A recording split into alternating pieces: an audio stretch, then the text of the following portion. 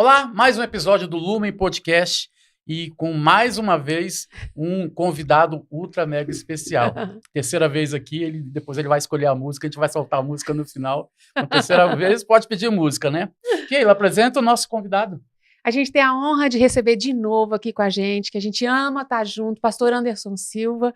Olá. Muito obrigada, que honra te ter aqui. Fala oi pra galera aí de novo, pastor. Uma alegria estar aqui, que seja um bate-papo edificante aí. E a música é Maranata, do Tom Molinari. Pronto. A gente vai fazer um corte com essa música. Cadê o rock? Vai pedir o rock, não? Não. Hoje não. Pois é uma honra ter você aqui. A gente gosta muito de conversar contigo. Eu acho que você tem uma expertise, assim, vinda do céu mesmo, porque você toca em assuntos de uma forma totalmente diferente do que a gente está acostumado a ver. Tem até um testemunho para te contar. Uma amiga minha dos Estados Unidos me mandou uma mensagem dizendo: eu não gostava dele, mas depois que assisti o seu podcast, entendi tudo. Falei, uau, que coisa boa. Que legal, que bom. Que legal. É porque, na verdade, para te conhecer, precisa ouvir. É. Aliás, até um corte é pequeno demais para saber o conteúdo que você carrega. Eu vou dar um exemplo. Eu faço um culto evangelístico todo mês no Rock Bar de motociclista aqui. Me convidaram, mais ou menos 20 motoclubes cristãos. Aí ali convido os motoclubes que não são cristãos. Legal. Uma casa de show, que é rock, né? Uhum. Mas os motociclistas frequentam. Aí eu ali preguei sobre os 3 inimigos da igreja evangélica atual: música gospel, conservadorismo político, esquerdismo político. Até arrepio só de nervoso. Como é difícil você ensinar os ouvidos indisponíveis. Misericórdia. Você vai ali, desenha, sabe? Então você é contra a música gospel? Não.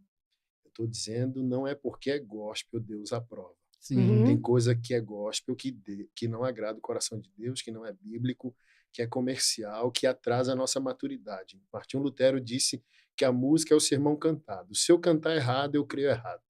E se eu crer errado, eu vou viver errado. O conservadorismo, outro inimigo, eu expliquei porque a esquerda é o terceiro, porque ela é o inimigo declarado dos nossos valores. O conservadorismo, ele se tornou um quase irmão sem nascer de novo. Muito bom. Então eu falo bem assim, olha, se o sistema político mudar, não é mais de esquerda, é todo de direita, acabou a igreja já não profetiza mais, já não prega mais, já não vai requerer mais o arrependimento, porque é conservador. E é isso que aconteceu. A gente aceitou um irmão que não é irmão. É só um aliado numa guerra ideológica. Você é meu aliado. Essa era a mensagem. Você não é meu irmão. Pensamentos parecidos, né? Socialmente falando. Sim. Agora, teologicamente falando, espiritualmente falando, olha, você está no mesmo barco. É necessário nascer de novo.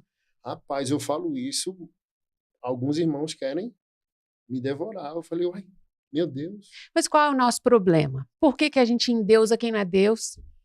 A gente recebe como Messias quem não vai resolver os nossos problemas, porque os nossos problemas não serão resolvidos por uma única pessoa. Sim. Então, como trabalhar, como lidar com isso numa sociedade tão polarizada e numa igreja, às vezes,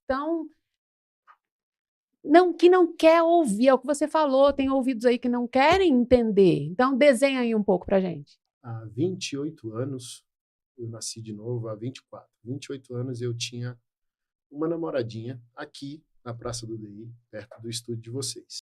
Uma moça recatada, de família. Uma moça excepcional. No início desse ano, eu vim descobrir pela rede social, apareceu ali para mim, ela se tornou uma professora de renome mundial. E eu vim saber que ela era por causa que ela estava do lado do atual presidente Lula, num evento. Se tornou uma professora escritora de renome mundial. Petista, roxa, e já era na época, e o pai, filiado, militante, sempre foi. E eu fiquei feliz por ela ter se tornado essa profissional de excelência Mas eu fiquei perplexo dizendo, meu Deus, era uma família petista e eu não sabia. Há 28 anos atrás. E pensando com os meus botões, por quê? Há 28 anos atrás, ninguém se apresentava a partir de suas crenças políticas. Olha, meu nome é Anderson, meu nome é fulano, gostei de você, a gente pode namorar, você conversa com meu pai e tal. O grande psicólogo Carl Jung disse, diante de uma alma humana, seja apenas uma alma humana. Então, naquele tempo funcionava, hoje não. Então, a igreja ela é superior, ela tem uma visão superior, uma ética do andar superior. Eu chamo assim, denomino assim. Eu dou o exemplo prático de que, na sociedade, quem é de direita, bandido bom, bandido morto. Quem é de esquerda, que é a extinção da polícia. Só a igreja tem uma visão equilibrada, sóbria e uma ética superior a todos. Ela prega para os dois, sem Cristo como pecadores, convoca os dois ao arrependimento e ao novo nascimento e uma vida em santificação ao Senhor. Ela defende Romanos 13, que o policial e a polícia são pessoas e instituições que precisam existir, ao mesmo tempo que ela prega que é possível um recuperar. Bandido recuperar, se arrepender, nascer de novo. E é isso que parte esmagadora dos evangélicos não compreenderam. Eu entendo que as ideologias vieram e aterrorizaram tudo. Subverteram tudo. Isso mexeu com as nossas estruturas, mexeu comigo. Eu posso estar falando sobriamente hoje, mas eu não estava sóbrio 2022, 2021, 2018. Mas é a tendência do cristão santificar, sim ou não? Sim, com em certeza. todas as áreas. Então você vai entendendo melhor, vendo melhor, ouvindo melhor da parte de Deus, da palavra e até do mundo, como disse John Stott. Ouça o Espírito Santo, mas ouça o mundo também. O que o mundo está dizendo?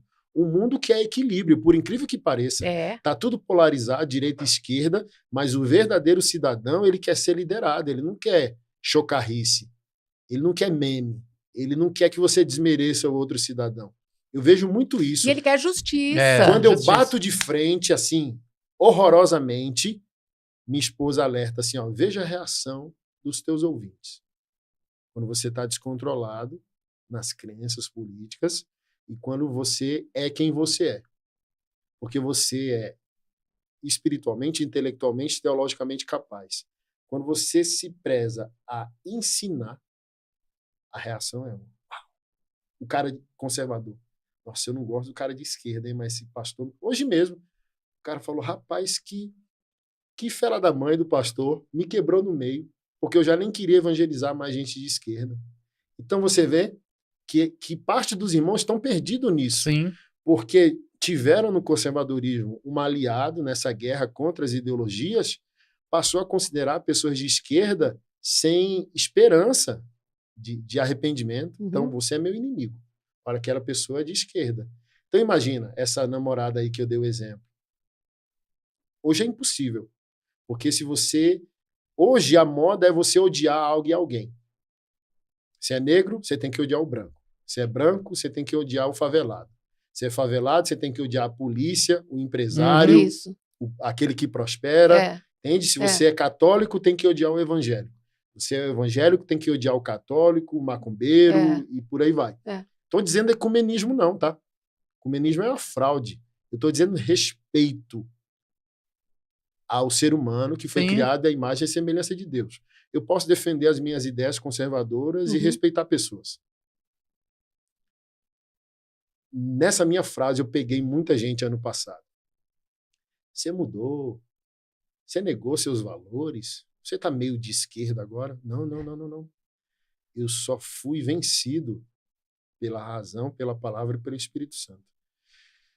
Se tivesse uma sala cheia dos principais líderes de esquerda do país hoje, inclusive o presidente, e você tivesse o privilégio de entrar nessa sala, você queria estar cheio de argumentos para vencer o debate, xingar essas pessoas, humilhá-las, ou cheio da virtude do Espírito Santo? Para que, se houver influências malignas na vida dessas pessoas, a presença daquele que habita em ti vença. Por exemplo, eu já expulsei demônio num abraço, sem falar o nome de Jesus. E a minha vergonha de ter sido radical alguns anos atrás, politicamente falando, é essa. Espírito Santo. Mas você já expulsou o demônio num abraço. E agora você está reduzindo isso a ser bolsonarista. Se recusar, abraça aquele que está precisando. É, O você cara teve... veio, eu estava evangelizando na rua, o cara veio É. me bater. Aí eu abracei o cara com amor bíblico. O cara endemoniou na hora. Subi em cima dele e fiquei ali 20 minutos libertando ele, que tinha uma legião de demônios nele. É. Aí hoje, eu vou estar de esquerda, de direita. Aí para nós perdemos quem? A pessoa mais importante da nossa vida, que habita em nós, que é o Espírito Santo. O Espírito Santo, vai diminuindo o volume da presença. Então é isso mesmo? Você quer ganhar o debate e não quer mais ganhar a pessoa. Uhum. Ok. Aí diminui, entende? Uhum. Salvação nada tem a ver diretamente com a plenitude da santificação. Seja um crente carnal aí. Você tem fé em mim, que eu sou o Salvador? Beleza. Vai a trancos e barrancos aí para ver o que vai dar no final. Então, posso te salvar, porém não te transformo num instrumento de salvação. Eita, perdeu tudo. Aí entra lá, Jesus, eu te amo. Rapaz, veio sozinho. Como é que você aguenta explicar isso? Um amor egoísta, né? Como é que você aguenta explicar isso? Porque você andou conversando com a esquerda. Sim. E foi uma confusão doida. Uhum. Porque, na verdade, fazer justiça depende também de ouvir os dois lados. Tem coisa boa dos dois lados. É. E tem erro dos dois lados. Sim. Mas depois que você andou ouvindo a esquerda, deu uma confusão. Como é que você tem paciência para explicar isso? E como debater com essas pessoas que estão tão fechadas, assim, achando que é aquele sistema que vai salvar? E o que a gente vê muito hoje é que ninguém admite erro nem de um lado nem de outro. Sim. É assim, se eu sou dessa ala, tudo dessa ala tá bom. Se eu vou para o outro lado, tudo daquilo me serve e eu tenho que defender até as coisas mais absurdas. Porque existe absurdo dos dois lados. Sim. E existe coisa boa. Você foi conversar para obter algo bom. Como é que você se justifica? Como é que você chama as pessoas para o equilíbrio? A minha esposa falou bem assim, no Instagram está o seu público mais refinado, que aprende o que você ensina. Mas o TikTok é baixaria. No TikTok você é comunista, por causa dessa reunião.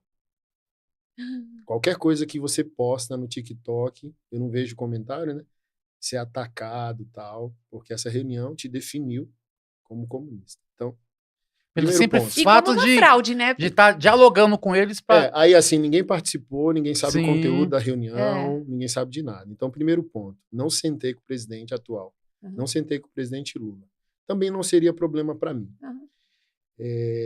Eu poderia ter ido a essa reunião e ninguém saber. Então foi uma decisão minha de publicamente sepultar o que eu estava representando. Aqui vai nascer publicamente um novo Anderson. Porque ali também eu entendi, sabe o quê? Não existe pastor de esquerda ou pastor bolsonarista. Só existe pastor. É.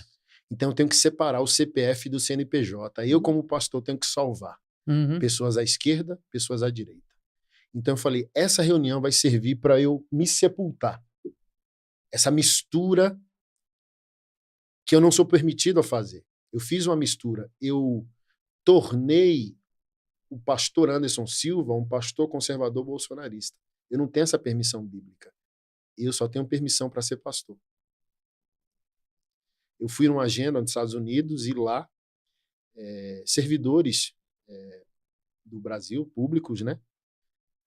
Foram num evento que eu fui dizendo, olha, existe essa possibilidade, o governo quer equilibrar com a igreja e você é uma pessoa polêmica, acabou de fazer um podcast também que citou Salmos 3 da mandíbula e tal. Você acha que cairia bem um bate-papo? Sim, sou aberto. Então tem uma confusão muito grande da minha aparência, da minha fala, mas eu sou um cristão, nascido de novo e honro as autoridades, quer concorde com elas ou não. E assim foi.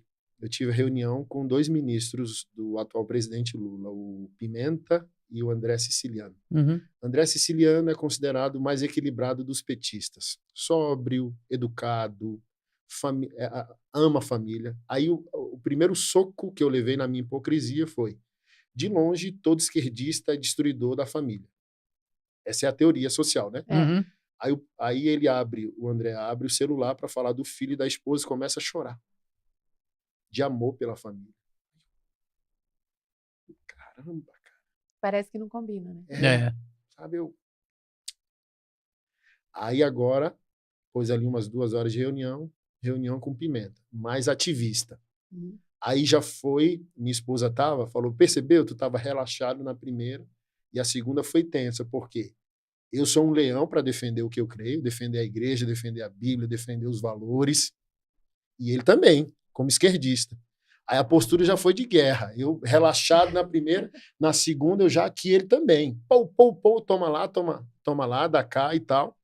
Então, assim, existe a possibilidade da igreja equilibrar a relação com o presidente para que ele tenha uma atuação governamental melhor, porque a igreja persegue e tal. Eu falei, depende. Depende do equilíbrio de vocês também. Como assim? Falei, por exemplo, tem assuntos caros para os evangélicos que vocês menosprezam à torta e à direita. O primeiro deles, por exemplo, é o seu presidente difama Israel todos os dias. E é uma questão importante para a maioria dos evangélicos. Mesmo que a gente não seja judaizante, é povo de Deus. Tá? Existe uma promessa e por aí vai. E seu presidente menospreza isso todos os dias. Então, como ele quer equilíbrio, se ele não fomenta equilíbrio? Segundo ponto, eu abri o celular, porque hoje, acabei antes do podcast, ser procurado por um transexual que nasceu de novo, batizou, está fiel a uma igreja local do Nordeste, pedindo ajuda para retirada dos seios. Uhum. Aí eu abri o celular de todos que eu já ajudei e disse, olha, vocês de esquerda, vocês do PT, vocês usam dinheiro público, dinheiro que não é de vocês, é do SUS. O dinheiro do SUS é dinheiro de imposto pago. Então não tem dinheiro público, tem imposto pago, é o cidadão que faz isso. Vocês usam esse dinheiro para fazer bloqueio hormonal e implantar prótese em homens que agora se reconhecem mulheres. Quando eles se arrependem, eles são abandonados. Vocês pagam a passagem de ida e não pagam a passagem de volta. Quem paga? A igreja. Porque a igreja não menospreza ninguém. Aí mostrei a foto deles. Alguns têm que mandar a foto para mim, para eu mandar para o médico. Foto frente, lateral, do seio, né, de silicone. Aí eu não sabia. Falei, pois fique sabendo. Então, quer equilibrar com a igreja? Tem que respeitar aquilo que é caro para a igreja. Então, se o presidente quer equilíbrio, leve esses fatos aí para ele. E se vocês quiserem uma reunião posterior, que não houve. Então, eles não vão abrir mão disso nunca. E a gente não vai abrir mão do nosso. Então, ali... E, como eu disse, eu poderia ter ido a essa reunião e não ter foto nenhuma. A foto foi do meu celular. Podemos tirar uma foto? E postei. O Anderson Radical está sepultado. Então, eu continuo pastor, fiel à santa palavra de Deus, politicamente conservador, porém sóbrio, entendendo que conservadorismo não é evangelho. Como foi que caiu a ficha para você quando você foi lá se justificar, né, e falar que você errou em 2020, 2022, que você foi muito profundo no bolsonarismo, e aí você foi para a rede e fez um meia-culpa. Quando foi que essa ficha caiu, que a sua postura não tinha sido correta? Quando o meu evangelista morreu, quando eu vi aquele que tem amor por vidas querendo ganhar debate e não pessoas. Billy Graham? Não, ele mesmo. Essa parte dele. Entendi. O meu evangelista morreu. Então... Mas como você entendeu que ele morreu? Você viu, te falaram alguma coisa? Você parou de ver fruto? Você se sentiu ilhado? Não tem como. Você levanta, como Paulo recomenda a Timóteo, mão sem animosidade na presença do Senhor. Oh, Senhor, como tu és bom. Tu é denunciado na hora, se tu é um verdadeiro crente. Oh, Espírito Santo de Deus, como eu amo a tua presença. Aí, na hora, amarga o sinal vermelho. Sério, é mesmo? E por que não amo o que eu amo? É ali. É na presença que a gente é denunciado. Entende? Aí eu comecei a me envergonhar, dizendo... E o segundo Espírito Santo, que é a esposa, né? Um dia ela perguntou, cadê o homem pelo qual eu me apaixonei? O homem que amava a vida. Eu até me emociono.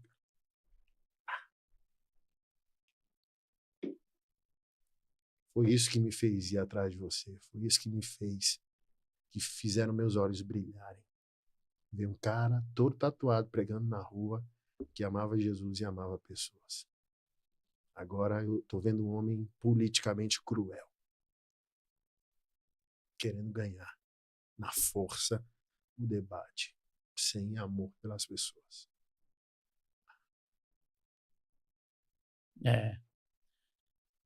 E como foi o caminho de volta? É metanoia, né? É só abandonar o que está fazendo, deixar de ser grotesco. Porque não sou. Essa é a confusão da internet, né? As pessoas acham que eu sou um cara grotesco. Não, eu cometo falhas, erros, e se eu pecar, eu volto atrás. É igual o Zaqueu. Tá arrependido? Tô. Paga o que você deve. É. Entende? Então, assim, ó, Senhor, se eu defraudei alguém, vou reembolsá-lo de 3 a 4 vezes mais. Então, é mudar a rota e a semeadura, né? Então, foi aquilo. E essa reunião, eu falei, é a melhor situação. E como me dedica ao ensino, quem me ouve já entendeu. Então, aqueles que atacam a mim por causa disso, você vai ver. Então, você vê ali o perfil. É um irmão que se permite ser grotesco. É um irmão que, às vezes, eu pergunto assim, quantos livros o irmão leu esse ano? Não é desprezando ninguém intelectualmente, mas a santificação vem do conhecimento. Não apenas da santa palavra, mas de livros aprovados pela sã doutrina. Entende? Quantos livros o irmão leu? O irmão sabe o que é conservadorismo? Assim, ó, quantos intelectuais de esquerda que você ataca, você conhece? Quais são as ideias? Academicamente falando, o que você chama de ideologia? Me apresente os conceitos ideológicos academicamente. Quem são os autores? E do nosso conservadorismo, quem são? Quem são os pais do conservadorismo? Academicamente falando. Irmão. Tipo, irmão, não nasceu com Bolsonaro, mesmo que a gente seja grato, ele foi só um trator. Igual, por exemplo, moro aqui, numa cidade, hoje mesmo, um novo tratamento de esgoto e pluvial, cara, e tudo lama na minha rua. E eu dirigindo, pensando, todo progresso gera caos. Sim. Então, ó, daqui a alguns meses vai estar tudo asfaltado de novo, tudo lindo, mas quando chover não tem mais alagamento. Então as pessoas não entendem isso. A parte dos evangélicos, me permita colocar nesses termos, porque eu sempre cito isso, porque me ofende muito. Já somos 74 milhões num país de 220 milhões. Então, só dá para entender que parte dos irmãos estão convencidos, mas talvez ainda não convertidos. Porque se erra, se perde o eixo, a rota, por vezes se comete pecado, mas quando vem a luz da palavra e do Espírito Santo, você volta para o lugar. Você é habitação do Espírito Santo. Como? Não. Ser convencido dos seus erros. É o que você disse, um terço da população já devia ter a luz de Deus ali. A pessoa fica dura, inflexível. Você tenta assim, olha, esse homossexual é uma vida.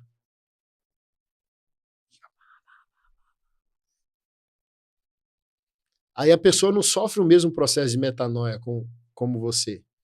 Aí você entende, às vezes, até que, de alguns é imediato, de alguns meses, mas alguns vão levar anos, até que cheguemos à unidade da fé, à estatura de varão perfeito. E o nosso papel é ensinar. Então, eu não vou impor que aquilo que aconteceu comigo aconteça com você. Mas eu quero estar cheio da virtude do Espírito Santo, defensor das mesmas ideias, contrário às mesmas ideias humanistas, ateístas do progressismo, porém, um homem santificado, um homem que ama Deus, um homem que ama vidas, que vai olhar para uma feminista, que vai olhar para um transexual, para um homossexual com o mesmo olhar que Jesus olhou, contrário ao seu comportamento, contrário às suas escolhas, porém disponível. E crendo na restauração. E crendo na restauração. Pastor Anderson, como é que você acha que um político hoje deveria agir lá dentro, sendo ele cristão? Porque a política é debate.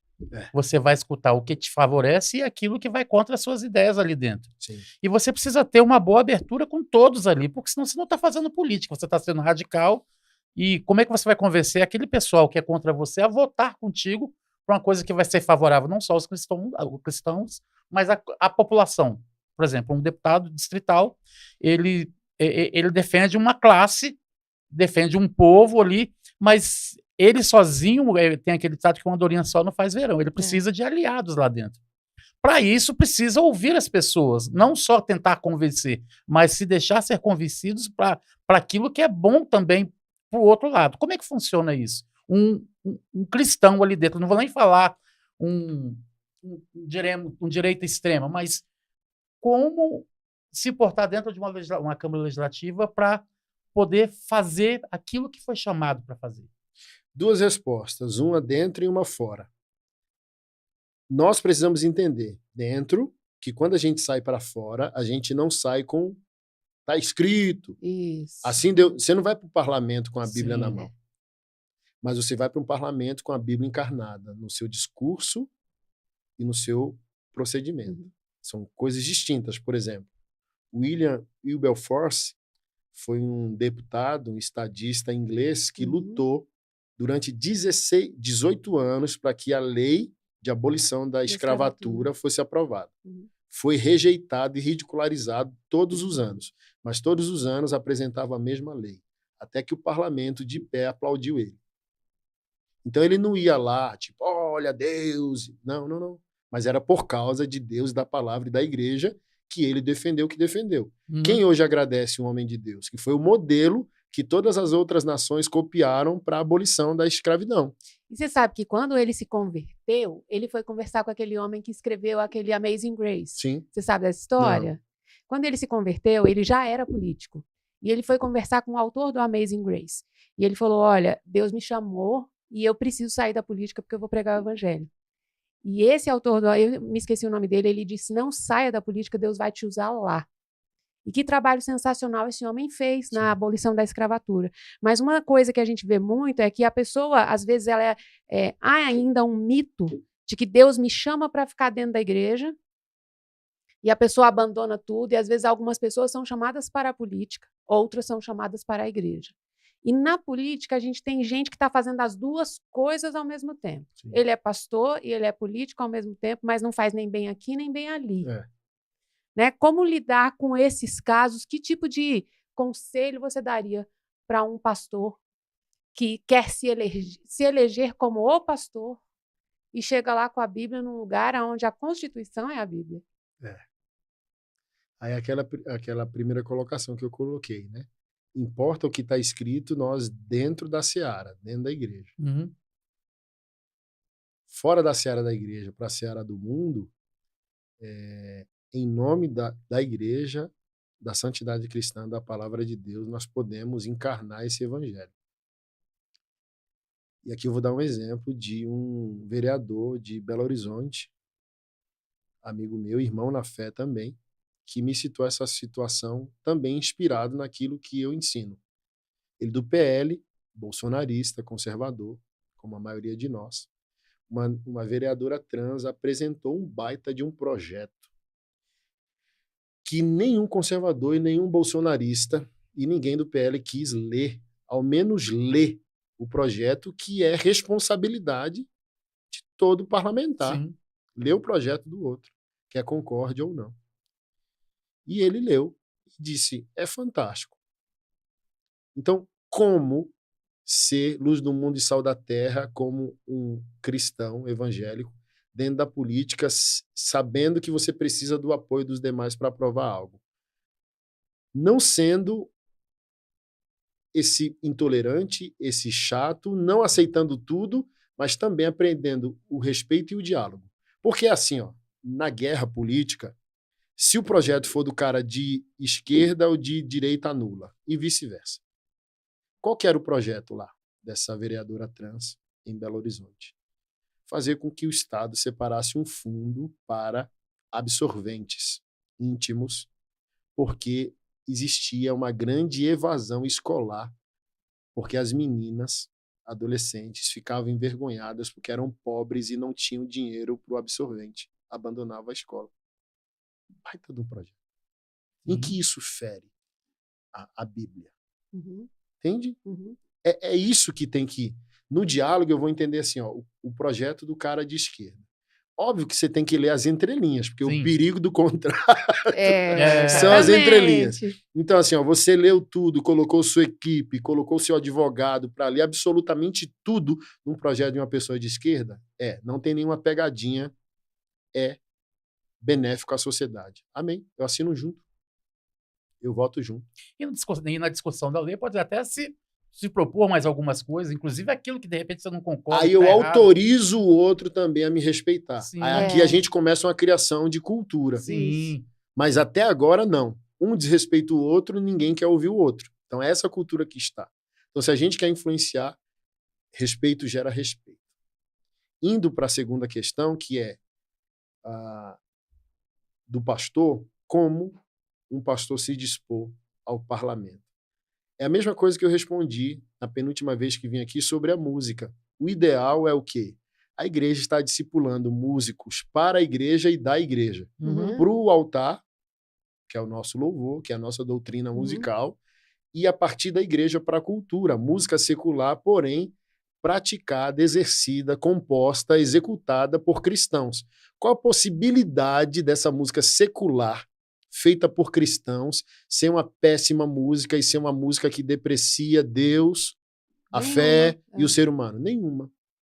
Qual a possibilidade dessa música ser pornificada, sexualizada, erotizada? Nenhuma. Na política, a mesma coisa. Então, eu concordo com você que é bem difícil você encontrar um pastor no parlamento equilibrado. Eu vejo muitos perdidos na terra do nunca. Não conseguem nem ser parlamentares, nem pastores. Porque falta o quê? O problema do evangélico é academicista. Ele é anti-intelectual. Então ele quer ir para a vida só com a Bíblia. Então ele não se capacita, ele não estuda, ele não lê. Por exemplo, sou um ativista da causa autista. Quantos vídeos virais estão aí que a pessoa confundia a vaga de shopping que está lá, o símbolo do autismo, com o símbolo LGBT? Quantos? Um bolsonarista radical viralizou dizendo, olha só, agora tem vaga para gay reservada no shopping. E é o símbolo do autismo. Aí vai lá um evangélico simplista ou um pastor, entende? Não lê, não entende, não estuda e coisas semelhantes a essa acontecem. Então a gente tem que se capacitar, sabe? A gente tem que estudar, a gente tem que se formar em outras áreas que não sejam a teológica. Então, historicamente, a gente vai citar poucos exemplos, né? Mas você vê o Abraham Kuyper na Holanda, era pastor, teólogo, sociólogo, jornalista e foi um baita de um estadista.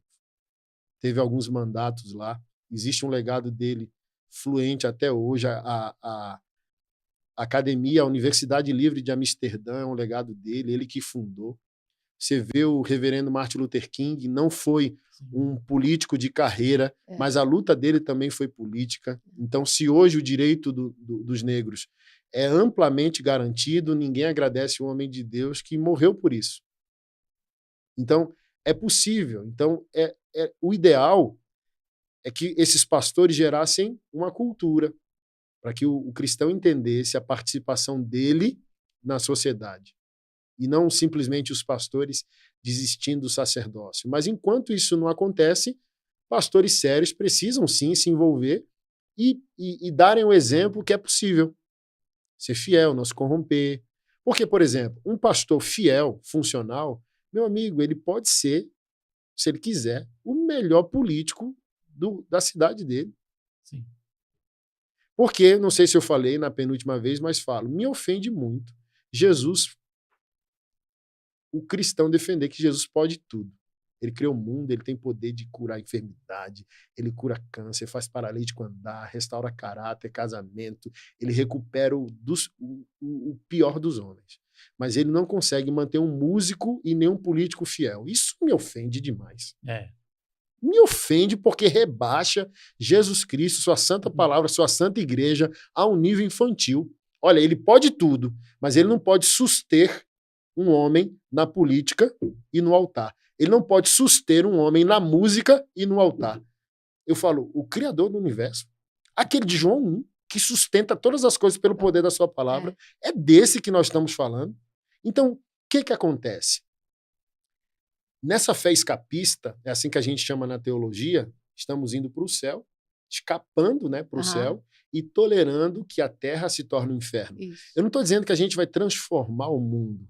Isso é até antibíblico, de certo modo. Mas a gente pode abençoá-lo até que Jesus volte e consuma o século. Eu posso ser uma micro Nova Jerusalém no exercício do meu sacerdócio, do meu mandato, da minha empresa. Eu devo lutar para isso, né? Até porque Jesus falou que a gente faria obras iguais e maiores que ele fez também. Quer dizer... E João 17, a oração sacerdotal, ele disse, olha, não peço que os tire do mundo, mas os livre do mal.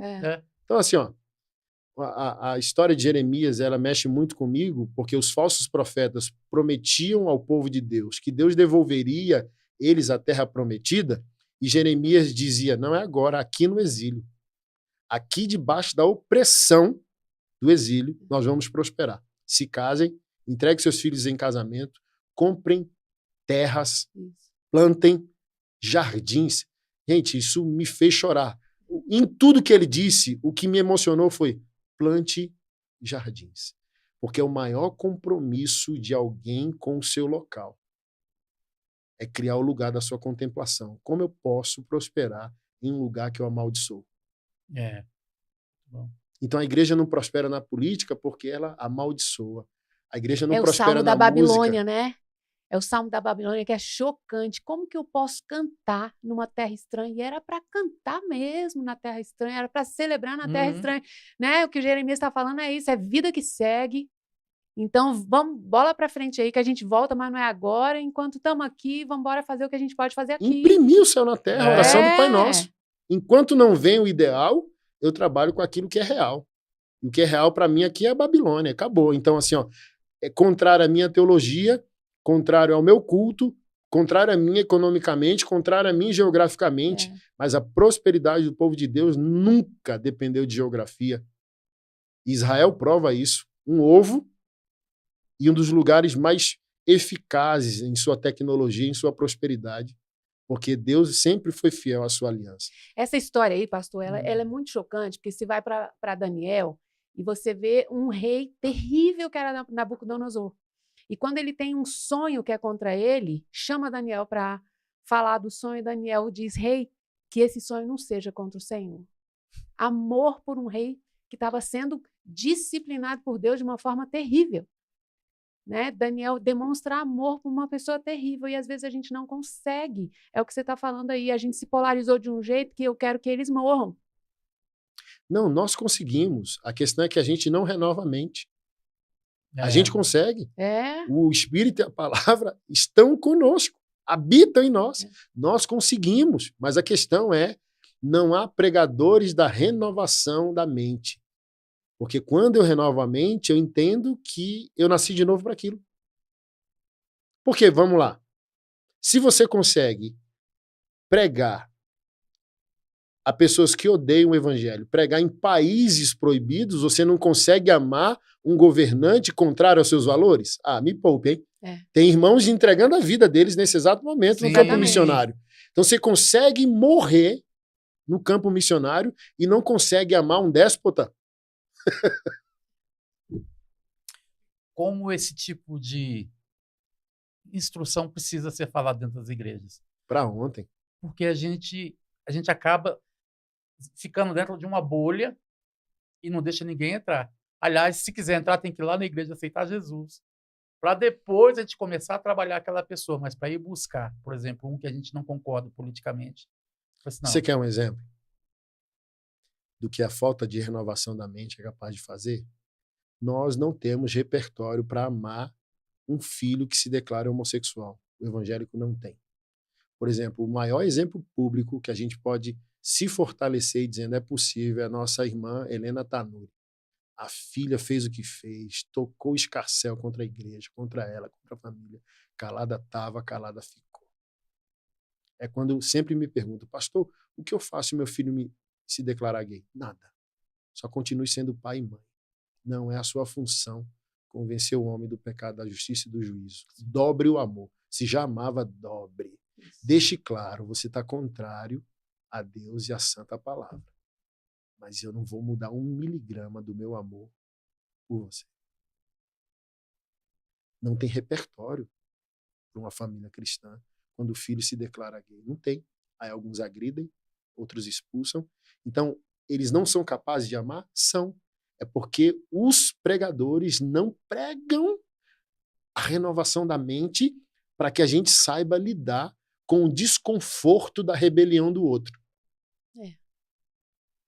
Por exemplo, nós temos teologicamente em comum alguém que nós apreciamos, que nós lembramos muito bem, que lemos seus livros, que a sobrinha foi salva sem palavra alguma, a pior sobrinha da família, que ninguém dava bola nenhuma, não tem jeito, não tem jeito. Traga para mim. Onde está escrito que o irmão Reagan pronunciou te converte, peste. Vai para a igreja, maldita. Calado estava, calada ficou. A presença convence, constrange. Se preparou para ir para a igreja, quando viu a sobrinha do lado do quarto chorando. Eu quero esse Deus. Então vamos, se vista e vamos. Então, assim, somos capazes de tudo, positivamente falando. Só é necessário renovar a mente pela palavra. Aí nós conseguimos. Mas, por exemplo, se a gente, ao invés de renovar a mente, fica com jornal, fica com Facebook, com Instagram, para depois ir para a palavra, para ver se vai, aí não vai dar certo. Então, se a gente começar com a palavra, tudo vai dar certo. Mas a gente está ficando com a realidade dos homens, o que os homens pensam sobre a questão, entende? Aí não vai dar certo. E, de certa forma, pressionado também, né? Porque nesse caso aí que você falou das famílias que não conseguem amar os filhos homossexuais, às vezes a pressão da sociedade, dos amigos, das pessoas que estão em volta é tão grande que a pessoa acha que tem que fazer alguma coisa, tem que expulsar de casa, tem que se manifestar, tem que dizer que está contra, e você está falando, às vezes, só o amor dobrado já é o suficiente. Que é o apreço pela reputação. Então, você não ama seu filho, você ama sua reputação. Olha a reputação de Deus com o filho pródigo. Qualquer islâmico e qualquer judeu abomina a parábola do filho pródigo, porque é o desejo do filho pela morte do pai, né? Eu quero a minha herança. Herança antecipada. O pai ainda vivo. Então é o desprezo, como se desejasse a morte do pai. Você botar isso na cabeça de um muçulmano ou de um judeu, por isso que eles rangiam o dente dizendo, vou matar esse Jesus. Porque ele está dizendo, o pai dessa parábola é Deus.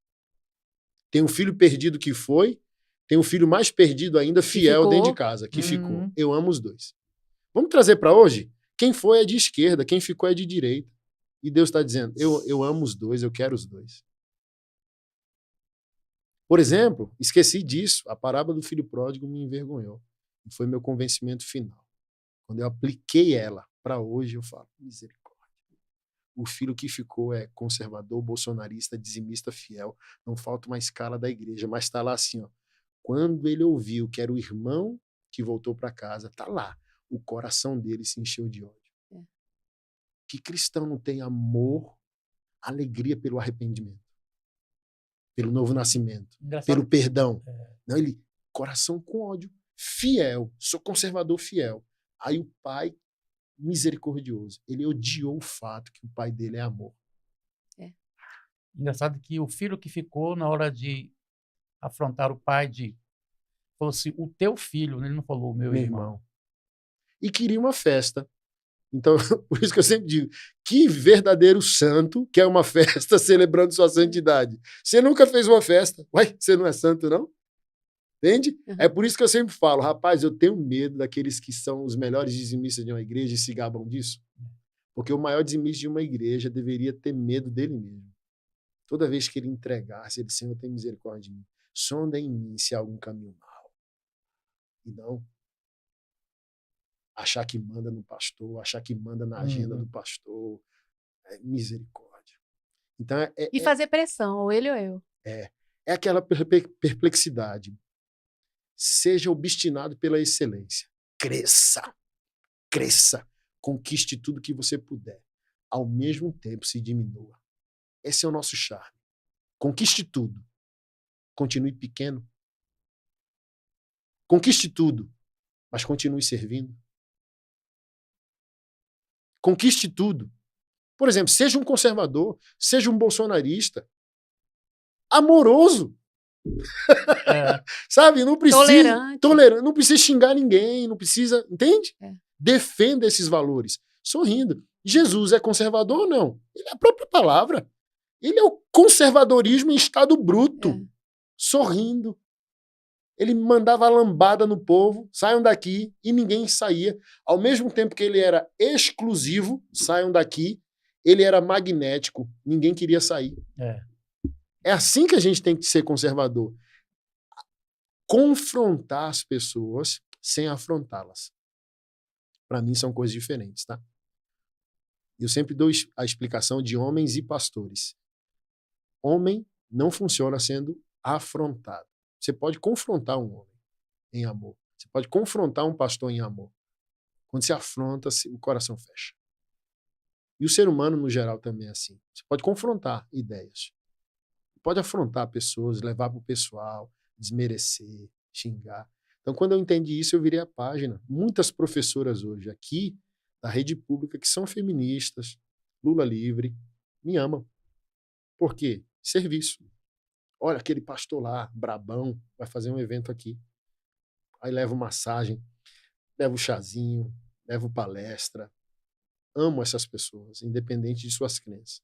E elas ficam com a brasa quente na cabeça, dizendo, meu Deus, pintaram um monstro e é um cara amoroso. Pintaram um homem violento, agressivo, e um cara servindo chá aqui pra gente. Acabou. Fale mal de mim, perto delas, você vê. É isso. O amor vence o ódio. Os corações se abrem. E algumas sem eu convidar. Você vai ver, tá domingo na igreja. Eu olho. Olha a professora fulana. É isso que eu estava perdendo ao ser radical bolsonarista. Atraindo entendeu? pelo amor, né? É isso aí. Muito bom. Porque assim, ó, vamos lá. Como eu posso doutrinar aquilo que o meu amor não converteu? Nossa. Você está contra a doutrina, hein? Você está contra a palavra. Mas a pessoa está longe. Então, imagina, é melhor o filho perto ou pródigo? Eu quero, se um filho meu se rebelar, eu quero ele dentro de casa. Não quero ele longe. Não quero ir dormir, angustiado, depressivo, sem saber onde meu filho está. Então, eu quero o filho perto e não o filho pródigo. Então, como eu vou doutrinar, dizer, olha o que diz a santa palavra de Deus. Se a pessoa está a 1 quilômetro de distância de mim. Então, primeiro eu conquisto pelo amor. Depois eu doutrino pela palavra. Depois eu discipulo pela palavra. Mas hoje a gente quer fazer o quê? Pegar a palavra, espancar as pessoas e não é amor, viu? Eu estou te espancando, mas é em amor. Imagina que situação. Pastor, a gente deveria falar de política na igreja? E como falar? Na liturgia, não. Eu sou totalmente contrário e, graças a Deus, eu fui treinado por um pastor seríssimo. Você pode fazer uma reunião à parte. Olha, tem um político que quer falar das suas propostas com a igreja. Os irmãos que quiserem voluntariamente vir, vai ser um café terça-feira pela manhã, sábado pela manhã. Você é livre para vir, ok? Porque o cristão é cidadão. E o pastor tem que fazer essa mediação da fé cidadã. Não pode impor em quem você vota, mas ele pode esclarecer você, biblicamente, sobre as ideias que estão aí. Né? Mas no púlpito, o que os neopentecostais vão chamar de altar, não. Porque ali é só ministro de louvor e pastor. Sempre foi, né? Fui candidato em 2022, não fui numa igreja. Você é louco. Rapaz, tem um temor do Senhor, mas não pode misturar as coisas. Você vai lá na nossa igreja falar, não vou nada. Quer fazer uma reunião, eu vou. Agora, culto, vou não. Não vou mesmo. Entende? E não estava presente, mas o pastor que me informou recebeu a presença de uma senadora da República. E é o que eu faço, eu já recebi na igreja local deputados e eu faço menção. Sim. Igreja, Uhum. autoridade está aqui, estende a mão, vamos orar. Mas não pega no microfone. Ah, eu queria, não vai dar palavra nenhuma para a igreja. Em outro momento, tá? Aqui é culto. Uhum. Culto é para Deus. Eu acho que existe essa falta de conscientização dos pastores a respeito disso também, porque a igreja precisa ser ensinada. Por isso, uma figura como o Bolsonaro, ele usou a igreja, de certa maneira. Quando eu tento tornar a igreja mais sóbria, eu digo, gente, nada tem a ver com ele, eu estou querendo te educar na justiça. É o que a palavra diz, educando na justiça. É um culto. Cultos foram parados para ovacionar Bolsonaro. Cultos foram interrompidos para gritar mito. Marcha, que é para Jesus, foram usadas como palanque político para ele. Uma coisa é o evento para ele. A gente vai e entrega tudo. Tem grita mito, mas, gente, evento litúrgico ou um culto que tem finalidade litúrgica, pode ser ele, pode ser quem for, à direita ou à esquerda, gente. Porque, imagina, o primeiro pastor com temor sério, bíblico, que falasse, botasse a mão no peito dele, dizendo, ei, Bolsonaro, culto não é lugar de política. Eliseu Rodrigues, um assembleano que é amigo meu, desse tamanho, é valente, meu amigo. Aí uma vigília aí, numa Assembleia de Deus lotada, mais de 10 mil pessoas, eu acho, Bolsonaro entra. O povo para o culto e começa a gritar, mito, mito, mito.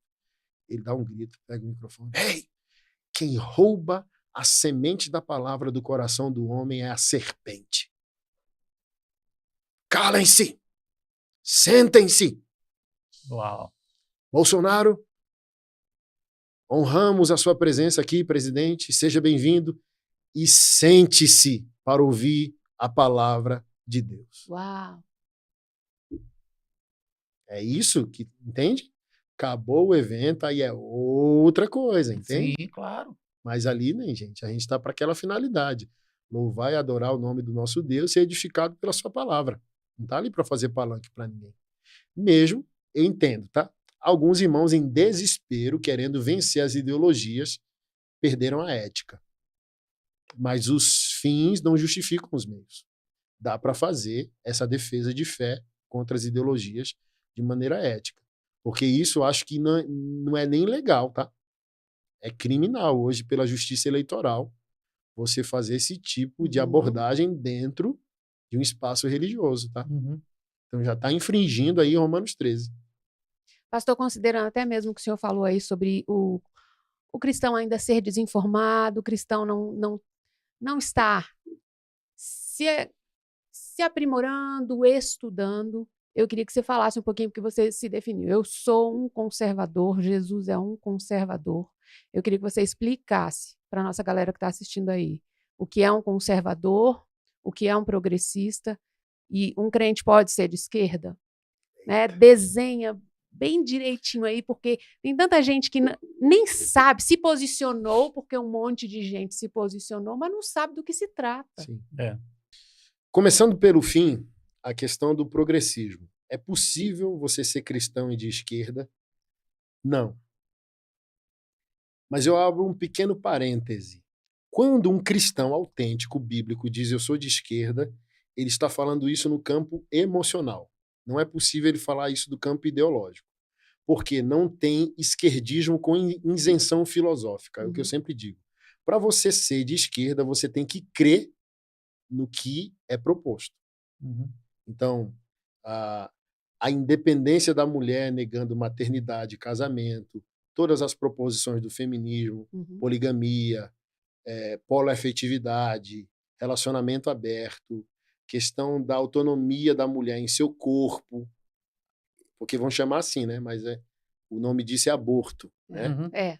Então a pergunta que eu faço sempre assim: você acredita em tudo que a esquerda propõe? Não. Então você não é de esquerda, você é só um cristão chateado. Chateado com o quê? O conservadorismo não me contempla e parte das igrejas são socialmente omissas. Aí isso gera uma ferida no coração de uma pessoa que quer uma sociedade mais justa, aí ela se vê representada mais à esquerda. Mas isso, se ela for fiel às escrituras, está no campo das emoções. É igual, por exemplo, o pessoal da música, tá? Eu vejo muito isso.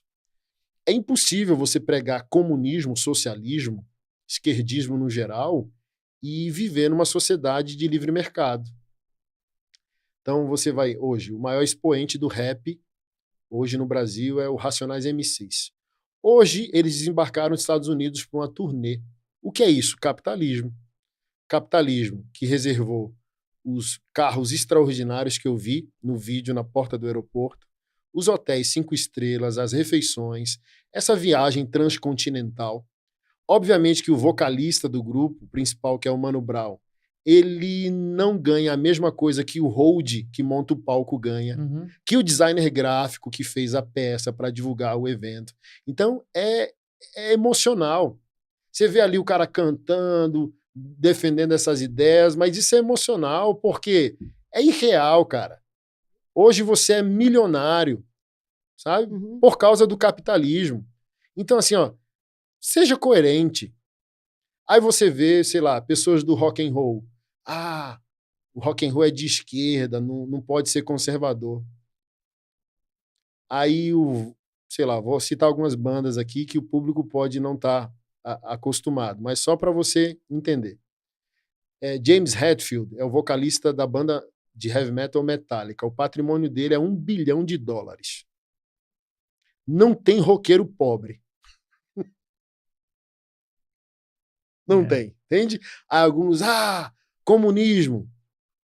O maior, uma banda ainda viva que prega isso chama Rage Against the Machine, Fúria contra a Máquina.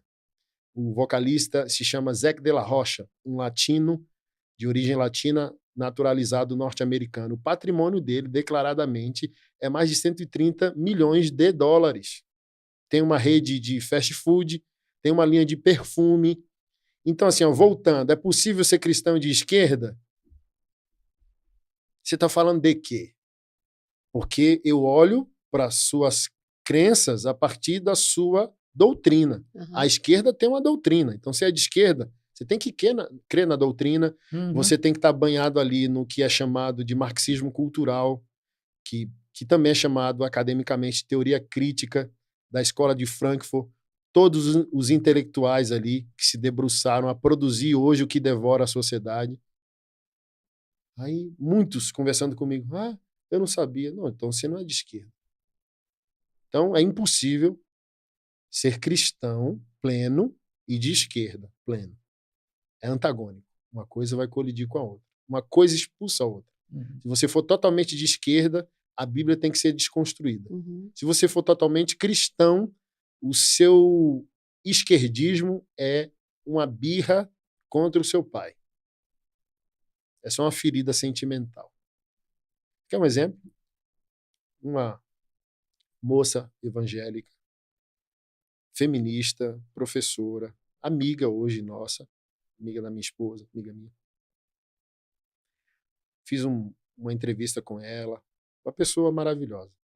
E o rapaz xingou ela no meu Instagram. Fiquei muito bravo com o rapaz. Fui lá tomar satisfações com ele. Não maltrate uma mulher aqui na minha rede social, rapaz. Tá pensando aqui? Aí ele falou bem assim, essa aí é feminista porque não teve pai. Aí eu falei, rapaz, o cara gratuitamente. Mas ela foi lá, me chamou e disse, é isso. Sou feminista por causa do meu marido e do meu pai. É isso que eu chamo de esquerdismo no campo das emoções, entende?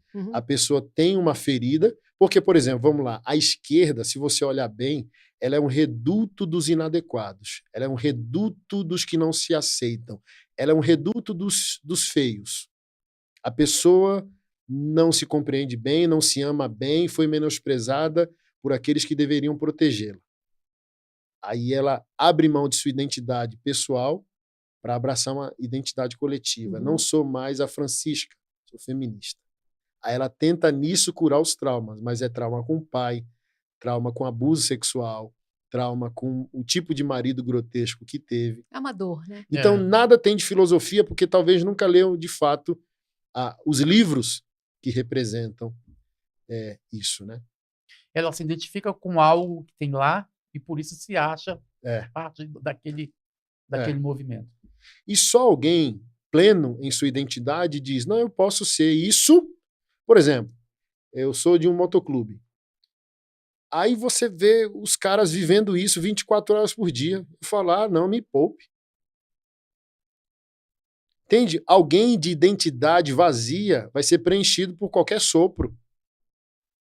De moda, de doutrina, de ideologia.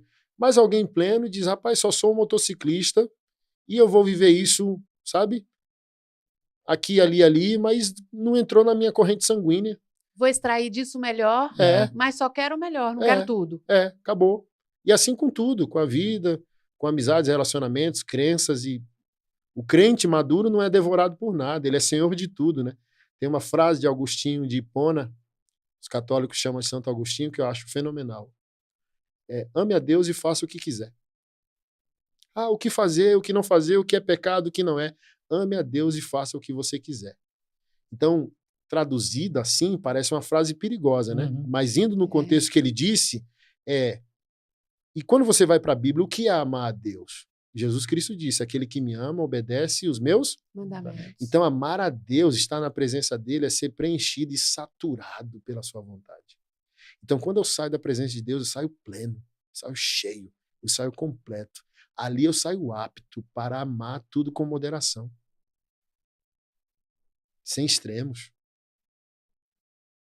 É isso que está faltando, entende? Onde estamos errados no conservadorismo? O conservadorismo que se vê hoje, que é tão odiado pela esquerda, onde é que estamos errando? Os maiores representantes do conservadorismo mundialmente, recentemente, você vai ver o Milei na Argentina, Trump, Estados Unidos, Bolsonaro aqui. Então são pessoas belicosas na fala e na postura. Não vou entrar no mérito aqui, tá? Porque eu já gostei disso um dia. Já ri dessas grosserias dele um dia, achando talvez bacana, mas não é. Trazendo para a luz da nossa fé, não é. Então já existe um problema. Pessoas grotescas como eles dificultam ainda mais as pessoas compreenderem o que nós queremos dizer. Então, por isso que eu sempre pergunto, quantos livros, você é conservador? Sou. Quantos livros você leu esse ano? Porque, por exemplo, se a gente for para os livros, os pais do conservadorismo são considerados o Edmund Burke e o Russell Kirk. Inúmeros livros de ambos. O conservadorismo defende o progressismo, por exemplo. Está dentro do conservadorismo o progressismo. Em que medida? Porque o que é conservadorismo? Você fazer... O conservadorismo é o óbvio.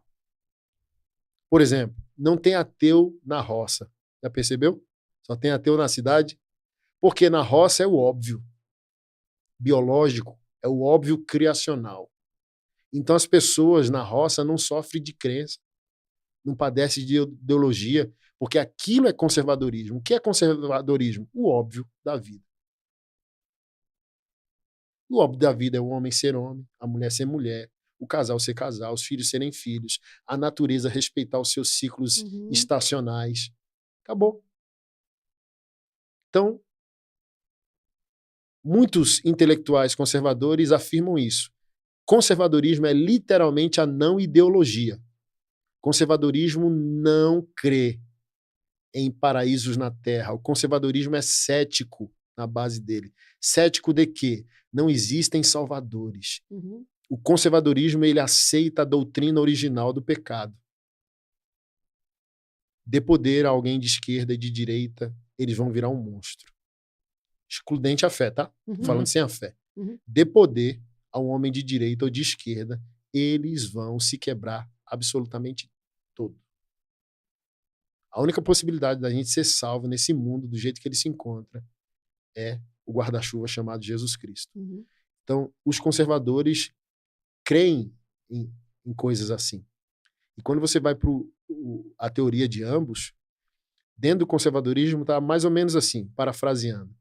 Para eu manter uma sociedade funcional, óbvia, eu tenho que proteger por volta de 70% a 80% das instituições e dos valores naturais.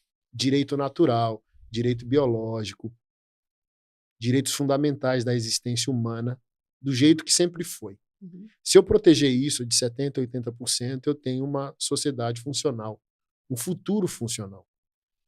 Mas a sobra disso, 20%, 30%, eu progrido.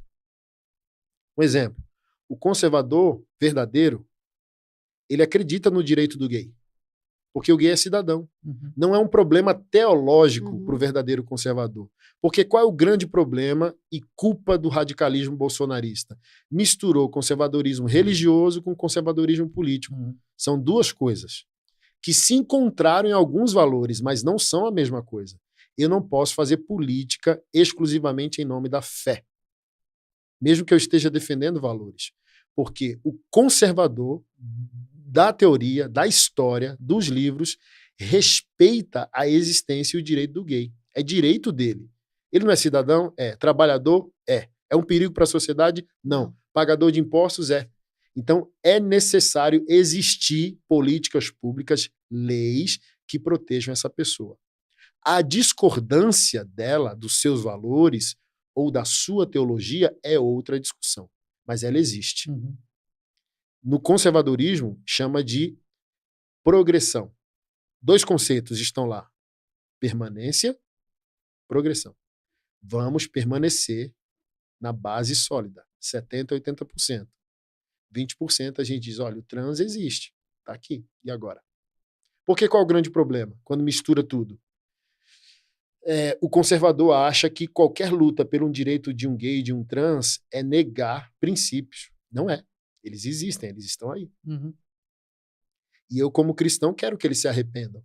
Mas como eu vou gerar uma sociedade mais sóbria se eu não respeito pessoas? Uhum.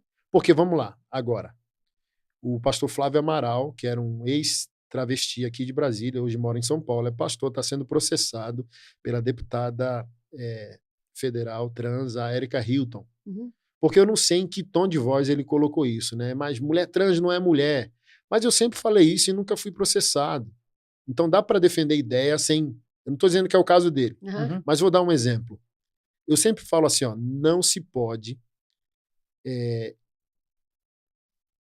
propor direitos anulando direitos. O direito da mulher biológica já está proposto.